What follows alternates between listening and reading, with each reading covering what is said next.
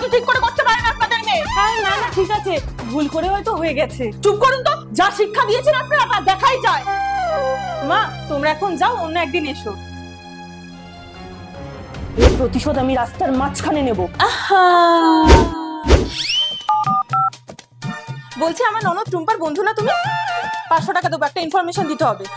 আজকে যত ইচ্ছে মদ খেয়ে নাও, পরে কিন্তু চান্স দেবো না। আর 2টোর সময় ইকো পার্কে চলে আসবে। যা চান্স দিলে ইকো পার্ক কেন, তোমাকে সব জায়গায় ঘোরা। অফিস যাক বাহার।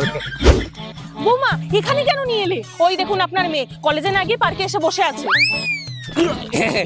চলে এসেছি। এই মাসিমাকে চেনা চেনা লাগছে। এবার আপনার শিক্ষা রাস্তা সবাই দেখছে। কেমন লাগছে মা?